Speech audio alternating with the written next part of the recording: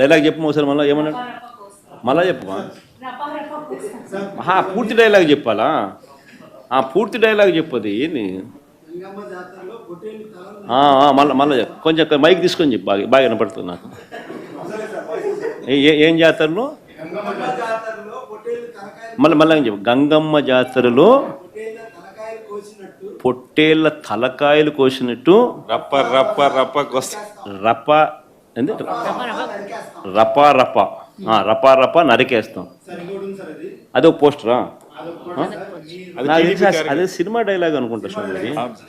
Yeah cinema dialogue? Pushpa 2 sir. Pushpa cinema dialogue అది.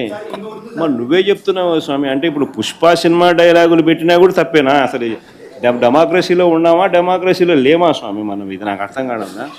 అంటే Pushpa cinema డైలాగులు పెట్టినా తప్పే, పుష్ప ఫోటోలు పెట్టినా తప్పే, గడ్డ మిట్టనే తప్పే, గడ్డ మిట్టనే తప్పే.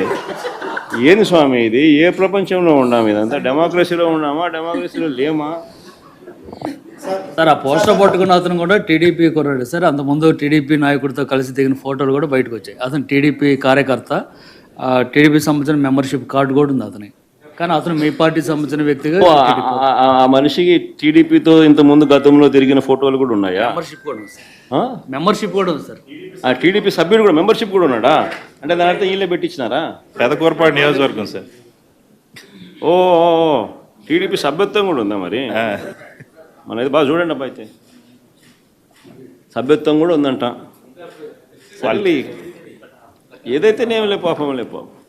మనం అయినా కానీ ఏదో మారినాడు అనుకుందాంలే, సంతోషపడదాం. సార్ ఇందాక మీరు ఒక జీవో ఎక్స్ప్లెయిన్ చేశారు. టీడీపీ సింపథైజర్ కూడా చంద్రబాబు నాయుడు మీద కోపంతో మారినాడు అని చెప్పి సంతోషపడదాం.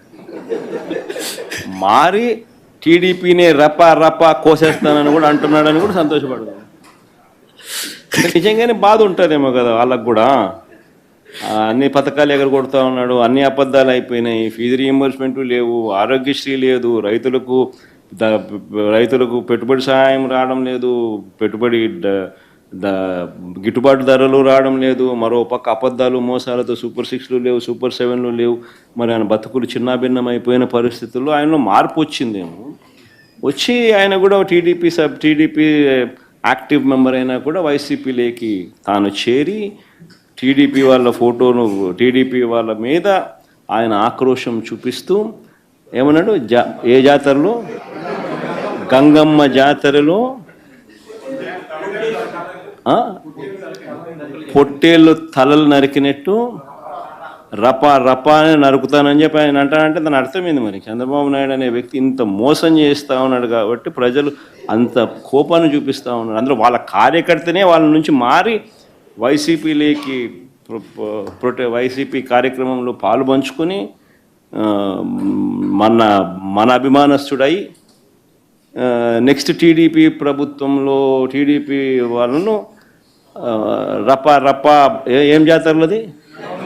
గంగమ్మ జాతరలో ఏం పొట్టేలు తల నరికినట్ట రపా రపా నరుకుతాను. మంచిది కదా. మొన్న రీసెంట్గా ఒక పదం ఎవడో అదే రెంటపల్లి విషయంలోనే రప్పా రప్పా అని చెప్పి నేనే మాట్లాడాను. నేను ఆ రోజు మాట్లాడినప్పుడు చెప్పాను, ఏంటి గొర్రెపోతుల్ని నరికినట్టు గంగమ్మ జాతరలో గొర్రెపోతులు నరికినట్టు రప్పా రప్పా నరుకుతానని ఒకడంటే ఆ విషయం గురించి ఇలాంటి పత్రికా విలేకరులు ఎందుకంటే అలా తప్పేంటి అని అడిగాడంటే ఒకసారి అతని తాలూకా మానసిక పరిస్థితి ఒకసారి ఆలోచించేయండి. నేను 2-3 సందర్భాల్లో నేను చూశానండి. ఈ మధ్య కాలంలోనే ఒకడు గొడ్డలు పట్టుకుంటాడు ఒక చేత్తో వైసీపీ జెండా పట్టుకుంటాడు. ఇంకొకడు మీరేమీ చేయలేరు, ఏం చేస్తారు మేము చూస్తామంటాడు. ఒకడేమో నరికేస్తామంటాడు, ఒకడు కోసేస్తామంటాడు. ఇలాంటి వాళ్ళందరినీ ఎందుకు ఆ మాట మాట్లాడుతున్నారు అంటే తప్పేంటి అని అడిగాడు. సినిమా డైలాగ్ కదా, తప్పేంటి? ఏ సినిమాలో నీకు చంపేసుకోవటాలు చాలా హింస చూపిస్తారు, ఆ హింస అంతా బయట చేస్తే తప్పు లేదా అంటే మీ దృష్టిలో తప్పు కాదా అది? దాని గురించి ఎవరైనా మేము ఏదైనా పోలీస్ కేసు పెడితే అదేదో పోలీసులు హింసించేస్తున్నారు అన్నట్టుగా మాట్లాడే పరిస్థితి కనిపిస్తూ ఉంటే నిజంగా చాలా బాధ అనిపిస్తూ ఉందండి. రాజకీయాలు ఇలాంటి వాళ్ళు ఉండడం అన్నది అర్హత లేని పరిస్థితి. అంటే ఇలాంటి రేపు పొద్దున్న 2029లో మేము వస్తాము, ఇలాంటి హింసను ప్రేరేపిస్తామని ఇండైరెక్ట్గా సమాజానికి చెప్పే పరిస్థితి ఈరోజు జగన్మోహన్ రెడ్డికి ఉంది అంటే ఒక్కసారి రాష్ట్ర ప్రజలందరూ కూడా ఒక్కసారి ఆలోచించుకోవాల్సిన అవసరం కూడా ఉంది. దయచేసి నేను ఒకటే చెప్తున్నా, నేను మళ్ళీ చెప్తున్నానండి, ఈరోజు మేము ఇంకొక విషయం చెప్పాలండి. మీరైనా మేమైనా ఎవరైనా రోడ్డు మీద వెళ్తుంటే పక్కన ఒక యాక్సిడెంట్ జరిగింది అనుకోండి, ఆటోమేటిక్గా దిగి వాళ్ళకి ఏం జరిగిందో చూసుకుని బాధ్యతాయుతమైన ప్రజాప్రతినిధులం కాబట్టి, మేమైనా మీరైనా ప్రతి ఒక్క వ్యక్తికి కూడా బాధ్యత ఉంటుంది కాబట్టి దిగి అయ్యో ఏమైందని మీ చేతనంత సహాయం, వీలైతే 100కి ఫోన్ చేస్తారు, లేకపోతే 108కి ఫోన్ చేస్తారు, లేకపోతే ఇంత మంచినీళ్ళు ఇస్తారు, లేకపోతే పక్కకి తీసుకెళ్ళి కూర్చోబెడతారు. ఈవెన్ మీకు ఎక్కడో ఒక వీడియో చూశాను, 2 వీలర్ మీద వెళ్తున్నావు, యాక్సిడెంట్ అయిన వ్యక్తిని పక్కన పెట్టి పోలీస్కి ఫోన్ చేసిన పరిస్థితి.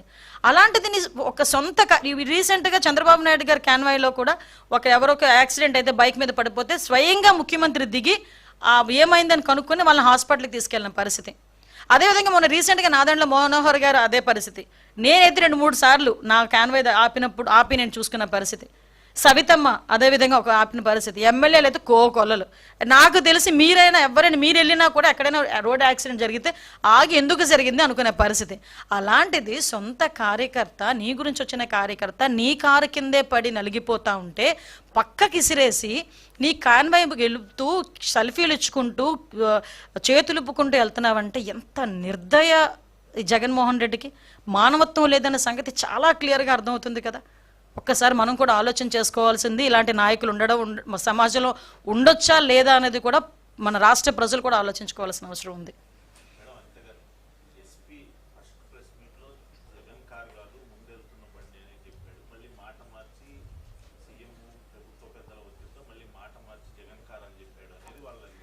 క్లియర్లీ ఇక్కడ మీరు ఒకసారి అర్థం చేసుకోవాలండి.